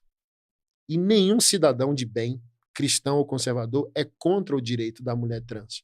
A gente só está afirmando que o direito da mulher biológica ele é objetivo. Ele já existe. Então, se você quer dar acesso e lugar à mulher trans, crie-se novos ambientes, nova legislação, novos espaços. Ponto. Não estou sendo transfóbico, não estou desejando a morte de ninguém, não estou ofendendo ninguém. Eu estou dizendo o direito da mulher biológica, ele é objetivo e claro. Então foi feita uma ouvidoria pública para ouvir se todas as mulheres querem que a mulher trans seja chamada de mulher. Porque a mulher trans, se fosse mulher, era mulher. Se é mulher trans, já não é biologicamente mulher. É. Então, no tom do conservador, geralmente, não quer nem se ouvir essa conversa. E o radical de esquerda quer impor como se fosse uma verdade universal. Uhum. Mas a sobriedade está em ouvir as verdades e as mentiras de ambos os lados. Uhum. Não, nós temos sim que proteger os trans. O Brasil é o país que mais mata transexuais no mundo. Ponto final. Temos que proteger o homossexual como cidadão. Calma aí. Necessário ampliar. Por exemplo, somos o país que mais mata transexuais, mas não está nos relatórios onde essa morte aconteceu. E muitas dessas mortes são entre eles mesmos, por guerra, por ponto de prostituição. Tá lá, ó. Um transexual morreu. Mas não está em que contexto. Aí eu amplio ainda mais. Por que um transexual ele tem que ser profissional do sexo? Porque ele não pode ser... Eu chorei, tá? Eu vou falar isso aqui sem medo de ser julgado. Eu já preguei isso na igreja local também. Um dia peguei um voo, não me lembro se era pela Gol. E quando eu olhei a aeromoça, não era moça, era moço. Mas era uma mulher trans. Pomo de Adão, as veias saltando no braço. Eu chorei. Eu chorei ali. falando baixinho com Deus, dizendo: Senhor, obrigado por proteger essa vida. Obrigado por essa pessoa estar profissionalmente num lugar digno. Obrigado por essa pessoa não ser um profissional de sexo. Porque aumenta tudo, aumenta a violência urbana, tem que mover a polícia para lidar com... Aumenta tudo. Consumo de álcool, de droga. E eu sou um conservador. Eu sou um cristão, quero uma sociedade melhor. Entende? Então por que eu tenho que marginalizar os corpos do trans, do gay? Porque eu não posso aceitar ele como um cidadão, como qualquer outro, trabalhando de maneira digna. E eu quis falar com aquela pessoa, dizendo: olha, eu sou um pastor, estou muito feliz de você estar trabalhando aqui. Eu fiquei com medo. Se essa pessoa entendesse mal. Porque estava naquela época de radicalismo.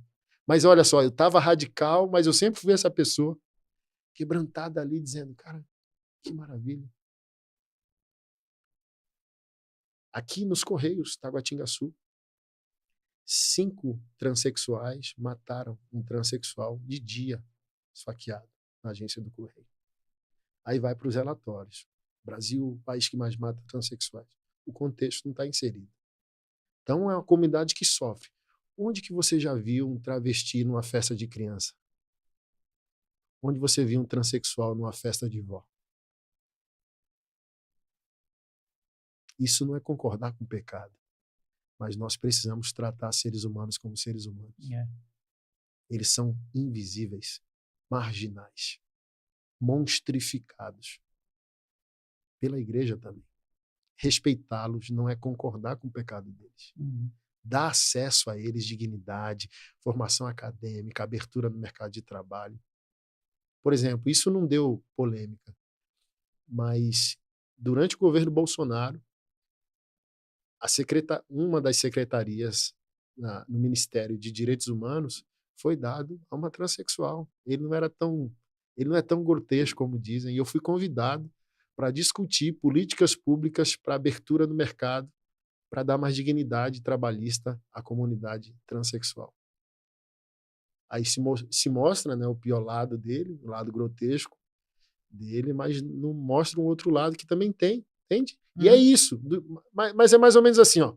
Pastor Silas Malafaia, ele é mais social do que eu, mas se conhece pastor pelo quê? Pelas brigas. Entende? Então o lado bom de um pastor não repercute. Aí o lado polêmico de um pastor vai e repercute. Então a nossa missão é equilibrar. Como eu disse aqui no início, a nossa ética é superior. Nossa missão é equilibrar. Um bate-papo desse aqui, sem dúvida, vai equilibrar muitos irmãos. Putz, não estava pensando por esse lado, não enxergava por esse lado. Sabe? Por quê? O conservador, só conservador, não vai fazer. Entende? Por quê? Vamos lá. Vá na rede social de um político conservador e veja se tem propostas. Não tem. Então, um político de esquerda hoje vive para legalizar a anarquia moral, sexual, familiar, e o político conservador, bolsonarista, existe para atacar o de esquerda. O que o outro está fazendo. Aí ninguém governa para o povo. E se dizer que é bolsonarista para... Saneamento básico, educação, segurança pública, entende? Até postei um vídeo de uma vereadora baiana que não foi reeleita. Eu vi ontem. Tipo, gorda, tatuada, macumbeira, maconheira, abortista. Eu falo, rapaz, e o povo tá onde? Entende? Então a pessoa fala do próprio como se o estereótipo fosse currículo para governar para o povo. O que o povo ganha de você ter 50 tatuagens? Imagina, se eu fosse político dizendo, vota em mim, vai ter o bolsa tatuagem. Ai, meu Deus do céu, gente. Por isso eu sou a favor do cristão na política, porque o verdadeiro cristão tem um equilíbrio a propor. A forma como você fala é disruptiva. Né? Porque você faz a gente pensar e às vezes é tão difícil porque a gente estigmatiza. E a gente aprendeu que para um ser bom, o outro tem que ser ruim. Para um ganhar, o outro tem que perder. E ninguém precisa perder. Podemos todos melhorar ao mesmo tempo. Mas, na verdade, a proposta do conservadorismo é mantém e melhora. A proposta da esquerda é destrói e faz de novo. É isso. É isso que a gente precisa entender. Né? Nesse destrói e faz de novo, a gente já viu isso. E todas as propostas, todas as vezes que eles falam sobre isso, não, mas aquilo não era o puro. Não era exatamente como deveria ser. É possível, a minha utopia é possível, porque vocês nunca viram ela no seu estado puro. Porque assim, ó, vamos lá, um livro do Russell Kirk, A Política da Prudência, ele fala isso. Como nós vamos permitir que a sociedade dê um salto ao desconhecido? Não é porque você não conheceu o comunismo puro. Não, nem quero conhecer. Tá funcionando. Igual, por exemplo, algumas coisas que dizem que pertence à esquerda é a obviedade da vida. Não foi esquerda nem feminismo. Foi o quê? A vida progride a cada passo, a cada ano o ser humano se torna melhor. E algumas coisas que eram grotescas hoje não são mais, entende? Então não é uma questão ideológica, é uma questão de humanidade. A humanidade evolui, o ser humano se aperfeiçoa, entende? Mas diz, não, foi o feminismo, direito ao voto, e quem deu direito à mulher ao voto, quem lutou foi um homem, por exemplo. Acho engraçado o que você está falando, que pulou um versículo que fala assim, com laços de amor te atrair. É Deus falando para uma pessoa que foi atraída. E quantas vezes a gente abre mão de ser esse laço para ser um instrumento, para Deus poder ser um instrumento através de nós para ganhar pessoas. É o que você está falando aí do radicalismo, assim, da esquerda, da direita, assim, de ser duas pontas e que não querem se comunicar. E a gente, às vezes, deixa de ser pessoas que podem estar ganhando pessoas para o cristianismo através de um gesto de parar para ouvir. Às vezes a gente só quer falar, né? Às vezes a gente fala assim, não, eu porto a verdade, eu carrego a verdade, você tem que me ouvir. Quando você para ouvir uma pessoa que está ali sofrendo, ela só quer falar.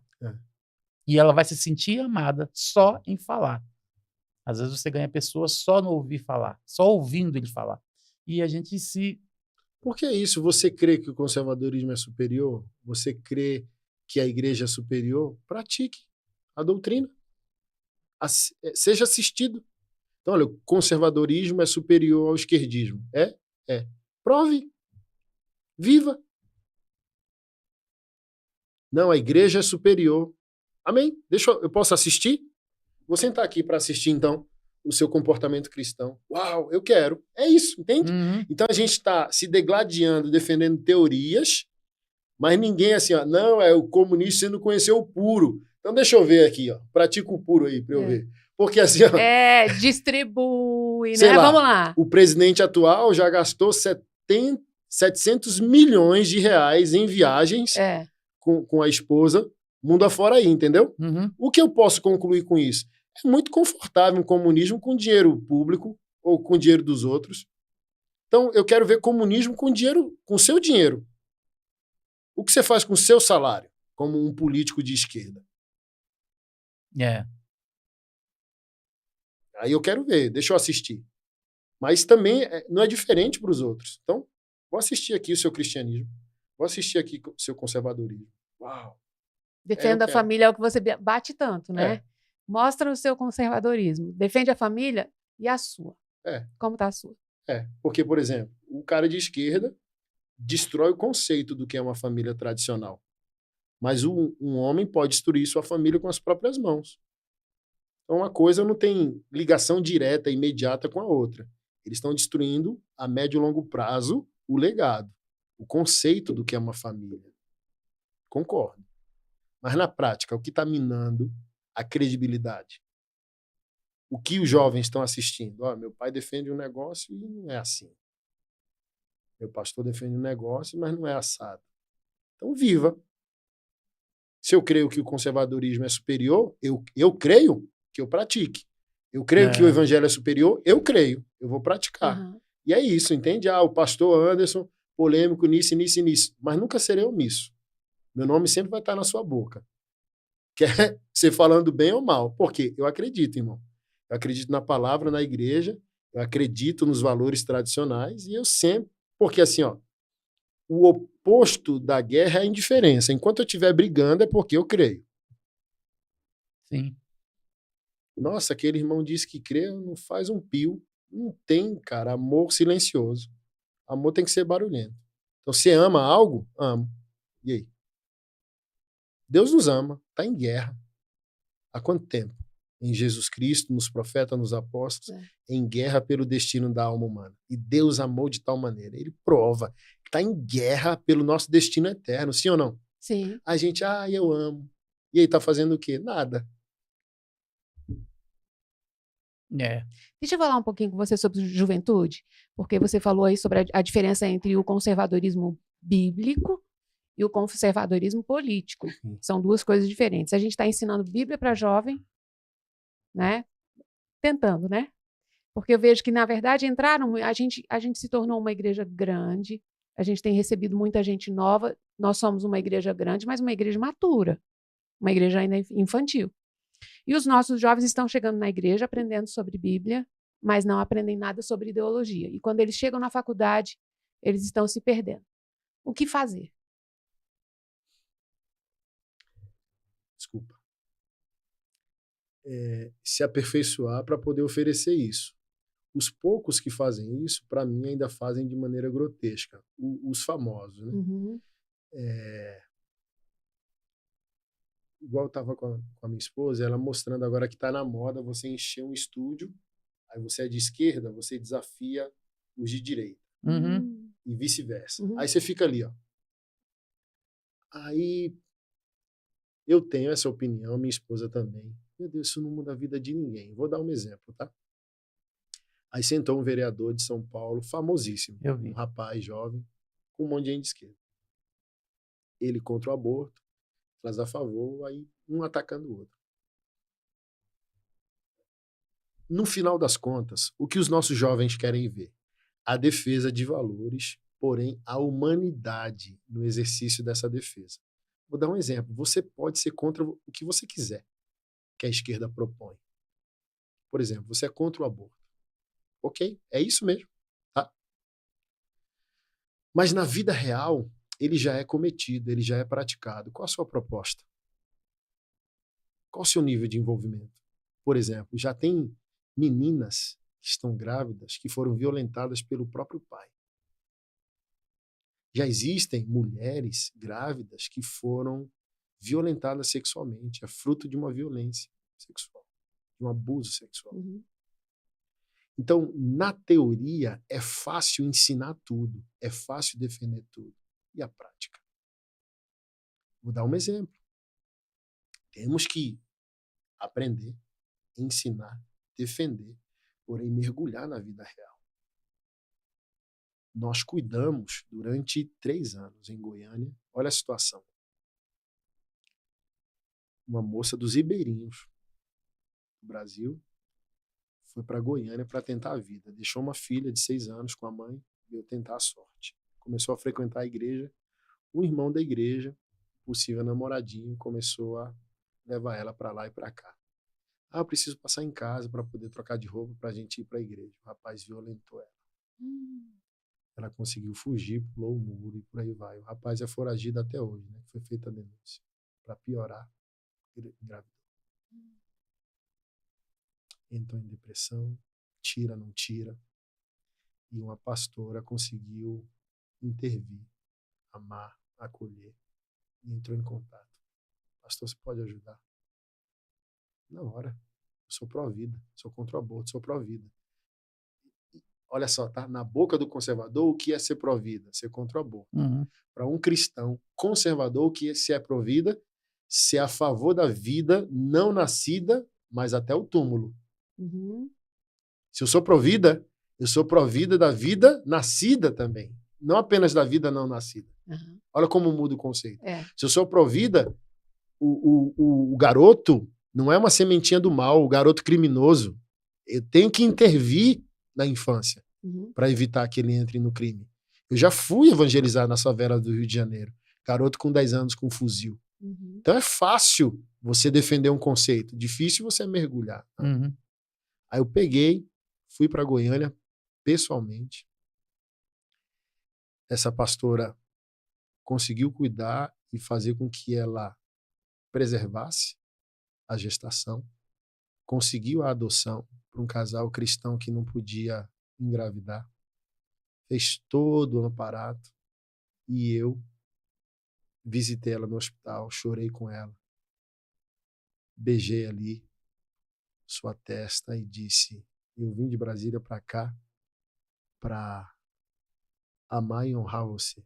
Você honrou Deus ao preservar essa criança. E a igreja precisa amar e honrar você. E eu estou aqui representando a igreja do Senhor Jesus. Nós vamos amar e honrar a sua vida enquanto a gente puder. Eu vou pagar o seu aluguel e eu vou pagar o seu curso de profissionalização para você ter uma vida melhor. Não foi isso que você veio buscar? Foi. Ela chorava. E fiz isso durante 3 anos. Casou. Que lindo. Então, os nossos jovens hoje estão indo menos à igreja porque eles estão vendo que o ensino dos valores não tem conclusão. Ok, somos contra o aborto. Mas se uma moça abortar, se uma moça for violentada, melhoro. É fácil ser contra o aborto se sua filha for violentada, se for a nossa filha.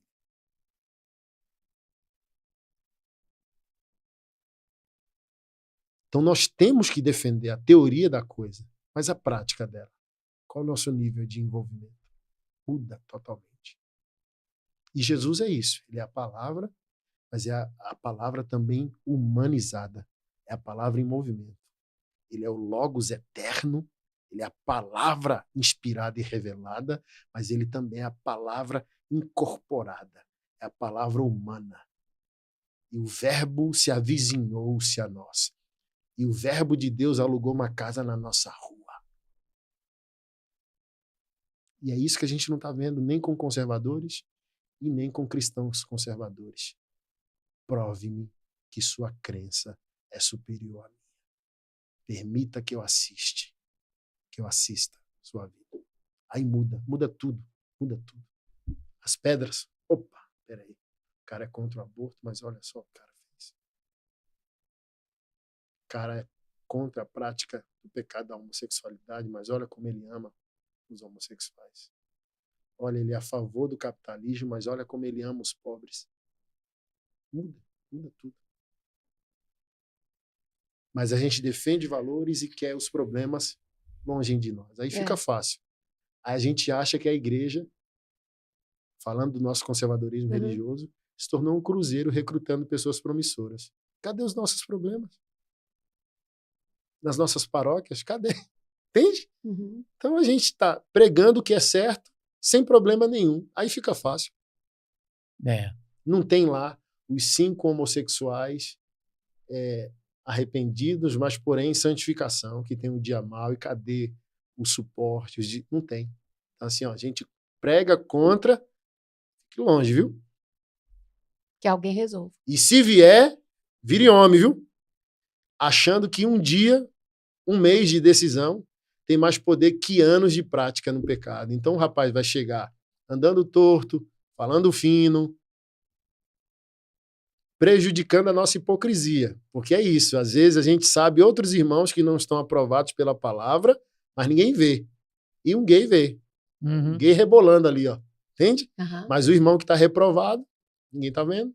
Então ninguém fere a hipocrisia evangélica. O problema da hipocrisia evangélica é ver. Se não vê, tá bom. Mas se vê, nos ofende. Pecado hétero não ofende evangélico. Pecado gay ofende. Aí complica. Complica a nossa relação com o Altíssimo. Eu não faço acepção de pecado, tá tudo errado. Tá errado ele, errado você. Porque nessa a gente começa a atacar o pecado do gay como só isso fosse a nossa santidade. Entende? Deus falando assim, ó, rapaz, se não fosse você me defendendo, eu não sei o que seria de mim. Você tá salvo. Só porque você condenou o pecado do gay, não é assim. Não, e resolveu esse, resolveu tudo, né? Não é assim, entende? Porque o quê? Sem santificação, ninguém verá o Senhor. Tanto o gay tem que se arrepender, o hétero também.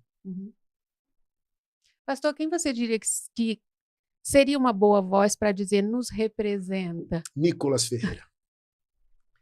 Eu já tive momentos de comunhão com ele, tomamos um café no Meio-Fim, em Nova York. Eu fui pregar e ele foi para a ONU. Cara, não vire um meme bolsonarista. Ele é crente, menino crente, verdadeiro, puro de coração, com pai pastor crente. Acaba o culto, o pai do Nicolas fica na igreja orando. Meu. Fazia tempo que eu não via isso. Crente, família crente. Ele ainda vai vir aqui. Nicolas, Tá seja bem-vindo. Aguardamos você. Não se permita se reduzir de um cristão conservador a um mero meme na De mão alguém. dos bolsonaristas. Nosso chamado é maior. Óbvio que tem uma gratidão pro Bolsonaro, ele tem uma gratidão porque foram os bolsonaristas. Só tô pedindo, não virem um amuleto, não virem um meme na mão deles. É maior. Uhum.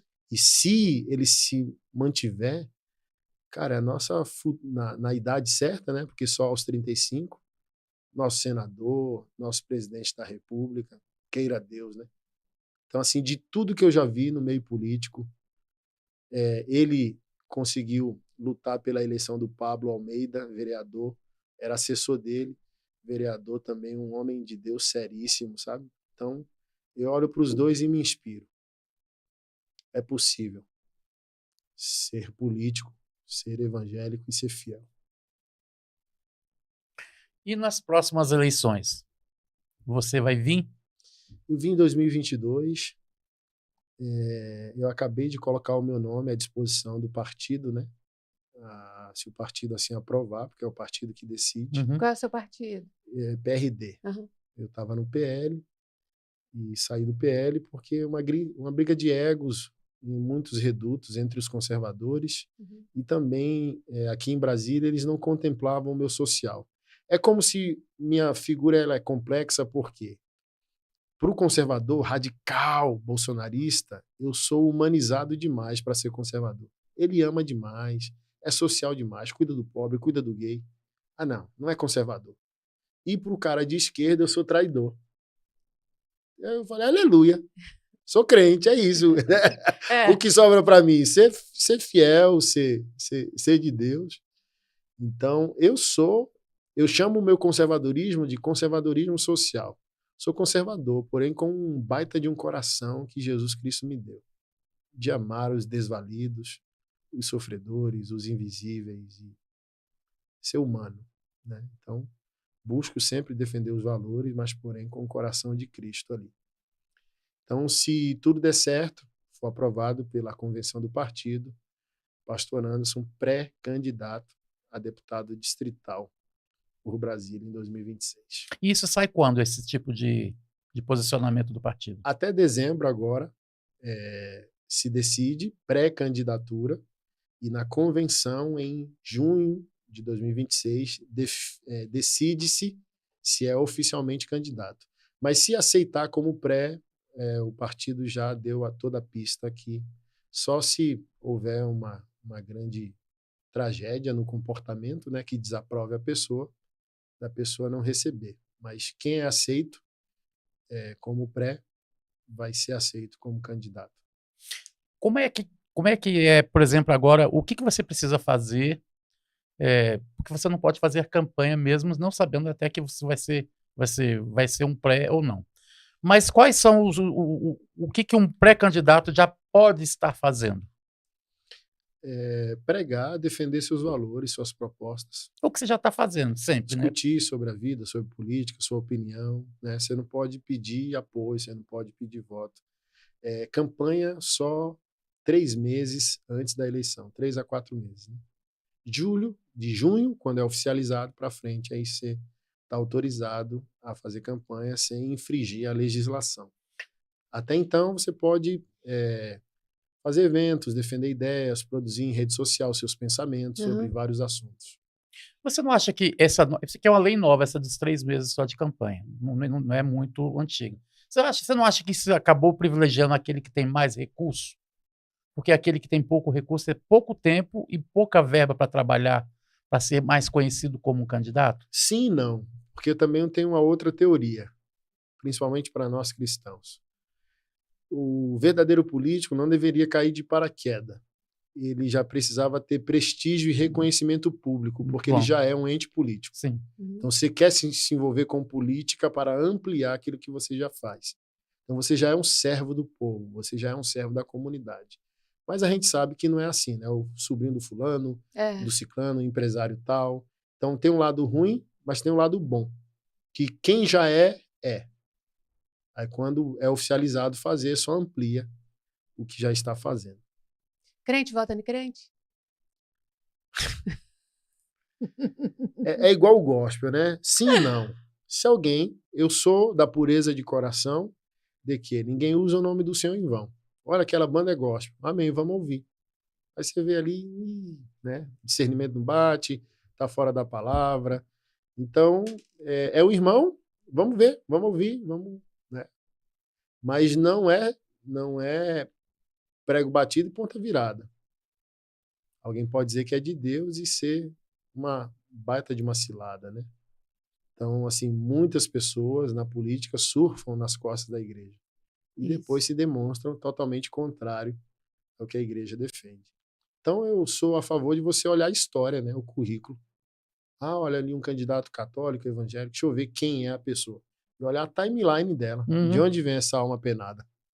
E rodear o mundo, ou tem uma credibilidade, uma história, um currículo, é de que igreja, qual a história dela, né? Tá ligado a quem? Quais são os líderes religiosos e sociais que validam a existência dessa pessoa? Então, a gente não tem que ir só, olha, eu sou crente. Não, tem que ver a história da pessoa. Eu vou te falar 2 frases para conhecer o seu olhar e você escolhe e comenta. Uma é, olhando para o Brasil, nosso futuro é glorioso e a gente está caminhando para lá. Ou a outra é, o nosso futuro é sombrio, o Senhor nos salve. E aí? Billy Graham disse, eu li a última página da Bíblia e tudo vai ficar bem. Eu sou da primeira. Mesmo que nem tudo melhore, o futuro é glorioso, porque se piorar, a Bíblia cumpre o que prometeu. O Messias retorna para consumar o século. Mas eu sou do time de Martinho Lutero. Mesmo se o mundo acabasse amanhã, hoje eu plantaria uma árvore. Show. Então, eu não sou escapista, nada me desespera, tudo vai ficar bem. Enquanto Jesus não volta ou eu não morra, que eu pedi para ir só com os 90, eu vou produzir filiais do céu na terra. Uau. Por isso, tanta entrega, tantos projetos, tantos interesse pela política, porque Jesus é digno, ele merece. Se eu estou vivo, eu tenho que provar que o céu é o melhor lugar para você ir.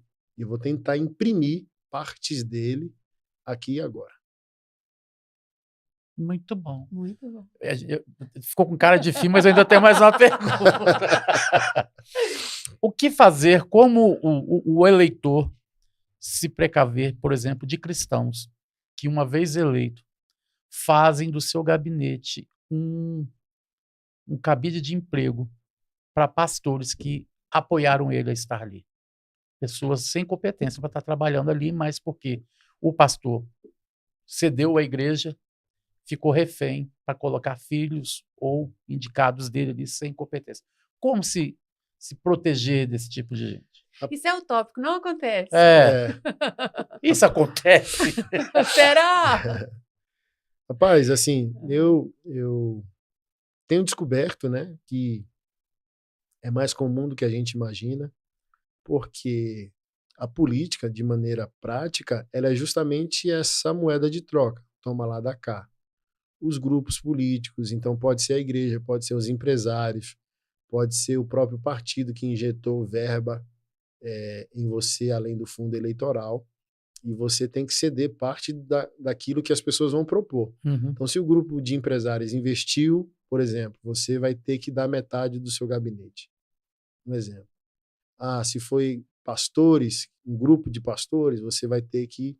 É complicado, porque você tem que exercer um mandato com excelência, aí você vai preencher parte da sua equipe com cabide eleitoral, sem pessoas com formação técnica para aquilo. Então, você vai ficar aquém do seu mandato, você não vai ser excelente. Por exemplo, vou te dar um exemplo. Chegou a mim um deputado distrital eleito aí, tá? Que precisou contratar uma pessoa para poder fazer um projeto de lei. Essa pessoa deveria estar dentro do gabinete dele. Sim. Mas ele não tem. Então a linha é tênue, né? Eu fui bem votado em 2022, tive 9.067 votos. E, óbvio, algumas coisas que eu não entendia, que fiquei ali obstinado, mas também porque não aceitei qualquer tipo de aliança. Porque as propostas vêm, né? Faça isso, te dou aquilo. Aí eu falei, eu vou virar um mandato de aparência? Olha, o pastor foi eleito. E eu sou ineficaz. Então eu prefiro sofrer um pouco mais para você colocar o seu nome na praça. Óbvio que você tem que fazer alianças, mas eu vou fazer de uma maneira que não comprometa o exercício do meu mandato. Uhum. Se eu um dia me tornar um político, for eleito, eu tenho um dever com o povo que me colocou ali. Olha, você prometeu isso, isso, isso e aquilo. Como que eu vou entregar? Se metade do gabinete for de aparência. Então, é sensível porque você precisa desses apoios. Mas, por exemplo, quando você é bem articulado, também isso eu já entendi, bem articulado, bem votado, o governador vigente faz concessões ou alianças com você para ampliar sua influência. Uma administração, um gabinete, por exemplo. Aí você pode, nessas pessoas que se aliançaram com você, colocar em outras posições estratégicas, em órgãos que não afetem diretamente o seu mandato. Você precisa entregar, né? Com excelência, aquilo que você prometeu. Então você precisa ter ali pessoas capacitadas aquilo, né? Sei lá, políticas públicas, a elaboração de projetos de lei, advogados ali que entendam, né, a parte jurídica de toda uma criação de uma lei, de um projeto, pessoas especializadas em mídia e por aí vai. Então, não, é o filho do fulano, vai ficar aqui com o celular. É o filho do ciclano. Aí... E, de certo modo, sempre foi o que a política sempre foi assim, né? E não precisa ser. Exatamente. Esse papo foi chocante. Você teria alguma coisa mais a acrescentar a respeito do que você fosse, puxa, a gente podia ter tocado nesse assunto e não tocou? Não, eu acho que foi muito bom. Se eu posso deixar uma consideração final, é a minha frase preferida que o Senhor moldou no meu coração nesses últimos tempos, principalmente por causa do desvio idólatra a Bolsonaro. Vote, mas não devote. Você tem que votar em conservadores. Mas o conservadorismo não é o evangelho e a sua devoção é só ao Senhor. É só um homem. Nosso coração já tem nome. Então, eu voto, faço boas escolhas em pessoas que estão prometendo defender nossos valores. Ponto final. Meu coração não pertence a um político. Eu não sou conservador. Nós não somos conservadores, nem por causa de Bolsonaro, nem por causa de político nenhum, mas por causa do Evangelho de Jesus. Mateus 5,13. Eu sou a luz do mundo e o sal da terra. Por isso eu sou conservador. Eu sou conservante desse mundo que se corrompe em rebelião contra o Criador. Aí vem um político que conecta com aquilo que a Bíblia já quer. Opa, tem um aliado. Mas eu tenho que fazer isso de maneira sóbria. Por quê? Um inimigo sempre será fiel. Um amigo não. O amigo pode te trair na primeira esquina. Um inimigo sempre vai ser fiel. A esquerda sempre vai ser fiel à igreja, porque é inimiga dos nossos valores. Olha para minha cara, sou teu inimigo. Nós conhecemos o inimigo. Mas pior que um inimigo é um falso amigo. E aquilo que o conservadorismo conseguiu fazer, que a gente não percebeu, foi anular o nosso ID. Olha, tua função como evangélico é só eleger políticos conservadores, não é mais evangelizar, converter, batizar e discipular. Só vota em mim, tá tudo bem. Não, tá não. Então a gente tem que comer o peixe e jogar a espinha fora. Senão a gente vai ser iludido pelo falso amigo. Por quê? O inimigo, eu tô aqui, ó, de olho nele. Sim ou não? Mas o amigo, preparado. O amigo eu relaxo. É meu amigo. Então, a direita pode ser mais perigosa contra a igreja do que a própria esquerda, se a gente não for maduro. Porque deixa a gente num sono letárgico. Muito bom. Deus é bom. Amém. Gente, vocês acabaram de ter mais uma oportunidade de ouvir Pastor Anderson, de crescer, Pastor Anderson Silva. Quero te convidar a compartilhar esse link, mostra para um monte de gente. Vamos estar falando de política, foi o que a gente falou. Mostra para um monte de gente aí. Tenho certeza que essas pessoas vão sair melhores do que depois desse bate-papo.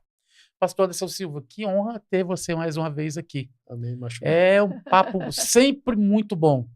As portas estão sempre abertas. pro que Quero você deixar meu beijo precisar. para você, Keila. Você fez falta. Fez falta. Mas no próximo a gente dá um jeitinho. Vamos ali! E quando vê, o bate-papo tá armado. Muito obrigada, pastor. Amém. Que delícia essa conversa. Amém. Como eu cresço de estar com você. Amém. Aprendo muito, muito bom. Amém. Deus é bom. Estamos à sua disposição para o que deve é. Obrigado. Veja em nós pessoas que acreditam no que você fala. Amém. E Obrigado. você é uma bênção na nossa vida, né? Yes. E no nosso podcast também. Gente, a gente vai ficando por aqui. Curta, compartilhe, comente e siga o nosso canal. Tem as redes sociais do Pastor Anderson também. Deixa as suas redes sociais também, pastor. O site é pastorandersonsilva.com.br. O Instagram é pastorandersonsilva.org, O-R-G. E o YouTube também, Pastor Anderson Silva org. Deus abençoe. Yes. E nessas câmeras centrais aqui a gente se despede. Seja abençoado na prática da palavra. Amém. Ouça esse podcast e Deus te abençoe e até a próxima. Tchau.